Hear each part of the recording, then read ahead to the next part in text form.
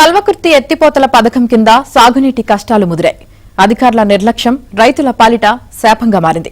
తమకు దక్కాల్సిన వాటా నీటి కోసం అన్నదాతలు రాత్రి వేళల్లో కాలువ గట్లపైనే కాపలా ఉండాల్సిన దుస్థితి. నీటి కేటాయింపుల విషయంలో అధికారుల వైఫల్యంపై దిగువ ఆయకట్టు రైతులు మండిపడుతున్నారు. అసలు అక్కడ ఏం జరుగుతుంది? రైతులకు ఎందుకు ఈ కష్టాలు వచ్చాయి?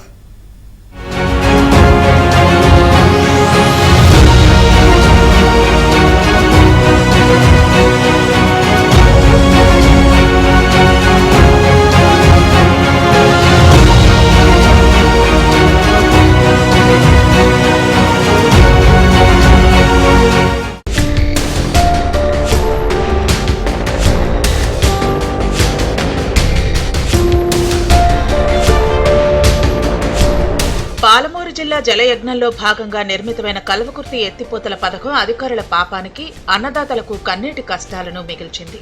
సాగునీరు అందక చేతికందిన పంటలు ఎండిపోతూ ఉండటంతో రైతులు దిక్కుతోచని స్థితిలో పడిపోయారు.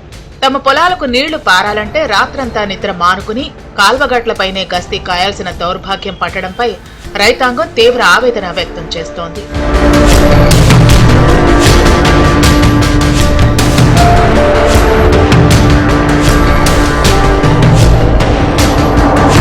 తిమ్మాజీపేట మండలం ఆవంచ నుంచి వచ్చే D82 కాల్వ టర్నికల్ వెంకటాపూర్ మధ్యన ఉన్న వాల్వ్ వద్దే అసలు సమస్య మొదలైంది. ఈ వాల్వ్ గురించి తెలియని దిగువ ఆయకట్టు రైతులను ఎగువ రైతులు మోసం చేస్తున్నారు. ఇష్టానుసారంగా వాల్వ్ బంద్ చేస్తూ నీటిని మళ్లించుకుంటున్నారు. దీంతో దిగువన ఉన్న పంజగుల, సీలార్పల్లి, మొకురాల, ఎల్లికల్, తిమ్మరాసిపల్లి గ్రామాల పొలాలకు చుక్క నీరు అందటం లేదు. పంటలు ఎండిపోతూ ఉండటంతో తప్పనిసరి పరిస్థితుల్లో మొకురాల గ్రామ యువ రైతులు రంగంలోకి దిగారు. టర్నికల్ శివారులోని కాల్వగట్టుపైనే మంచాలు వేసుకుని రాత్రులు కాపలాగా పడుకుంటున్నారు. ఎగువ రైతులు వాల్వ్ బంద్ చేయకుండా తమ నీరు తమకు అందేలా ప్రాణాలకు తెగించి గస్తీ కాస్తున్నారు. గేటు తీసి రాగానే మళ్లీ ఎవరో ఒకరు వచ్చి బంద్ చేస్తూ ఉండటంతో ఈ కఠిన నిర్ణయం తీసుకున్నారు. ఒక బైక్ మీద ముగ్గురు వచ్చి 3 బైకుల మీద వంతుల వారిగా వచ్చి ఇక్కడ గేట్లు తిప్పుకొని ఇలా చేసుకుంటున్నాం. మేము నిద్రిస్తున్నాం. పొరుగు పూసి ఏదన్నా కూడా ఇలా కూర్చుంటున్నాం, పండుకుంటున్నాం. మా భార్యలు మా పిల్లలు ఏమంటారంటే, ఎందుకు మనకు వాటర్ వస్తలేవు, అక్కడనే చేసుకుంటుర్రు, మీరు ఎందుకు పోయేది, రోజుకు 500 కూలి ఇస్తున్నారు కదా, ఇద్దరం పోతే 1000 రూపాయలు వస్తున్నాయి, అందులో కొన్ని బియ్యం తీసుకొని బతుకుదాం, ఆడ పోయి పడుకొని ఆ పొరుగుకు పూసికి ఎందుకు ఆ వాటర్కి వచ్చేదానికి మనకు ఉన్నది 2 ఎకరాలు అని మా భార్యలు మా పిల్లలు అంటుర్రు. అన్ని గ్రామాలు ఉన్నాయి, ఒంగూరు దాకా ఒక రేవంత్ రెడ్డి ఊరు అవతలు కూడా పోవాలి. ఆ పరిస్థితిలో కూడా వాటర్ అనేది లేదు. వచ్చినాయి, వర్షాలు వచ్చినాయి, మక్క వచ్చింది, పొట్ట తీసుకొచ్చినాయి, బంగారాలు తీసుకుపోయి బ్యాంకులలో పెట్టుకుంటున్నాం మేము.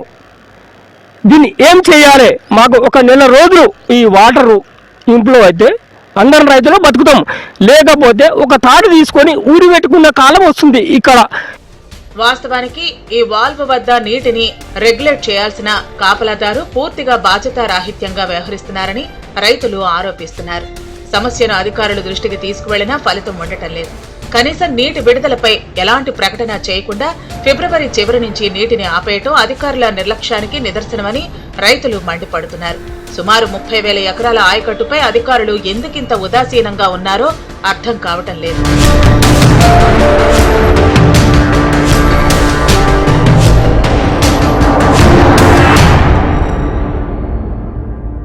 సీఎం రేవంత్ రెడ్డి సొంత గ్రామానికి కూడా ఇదే కాలువ నుంచి నీరు వెళ్లాల్సి ఉంది. కానీ అధికారుల వైఫల్యం వల్ల రైతుల మధ్య ఘర్షణ వాతావరణం నెలకొంటోంది. వరి, మొక్కజొన్న పంటలు కోత దశలో ఉన్న తరుణంలో కనీసం మరో 15 రోజుల పాటు నీటిని విడుదల చేయాలని అన్నదాతలు వేడుకుంటున్నారు. ప్రభుత్వం వెంటనే స్పందించి ఈ గస్తీల నుంచి తమకు విముక్తి కల్పించాలని వారు కోరుతున్నారు.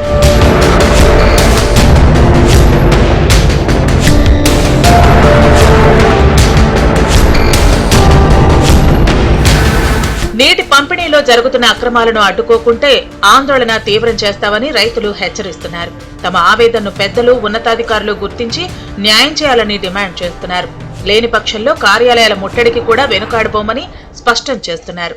దాదాపు 8-9 ఏళ్లకెళ్ళి వాటర్ వస్తుంది, కానీ ఎన్నడూ కానీ మాకు కాలువ ఇబ్బంది కాలేదు. ఈ గేట్లున్న సంగతే మాకు అసలు తెలియదు. ఈసారి కనుక్కున్నాం మేము. చాలా ఇబ్బంది పెడతారు వీళ్ళు. గవర్నమెంట్ ఇక్కడున్న సర్పంచ్లా ఎవరా మరి అధికారులా ఎవరో కానీ బంద్ చేస్తున్నారు మొత్తం మీద. అయితే ముందులకు రాణిస్తలేరు వాటర్ వాళ్ళే చూసుకుంటుండ్రు. మాకు కూడా అందులో సగం మాకు సగం వాళ్ళకు అట్లిచ్చినా బాగుండు. లేకపోతే 10 రోజులు వాళ్ళు 5 రోజులు వాళ్ళు 5 రోజులు మాకు ఫ్రీ అట్లా వంతుల విద్యుత్ ఇచ్చినా బాగుండు. కానీ పురాగా మేము తిప్పడం వాళ్ళు బంద్ చేయడం, మేము తిప్పడం వాళ్ళు బంద్ చేయడం ఇదే సరిపోయింది.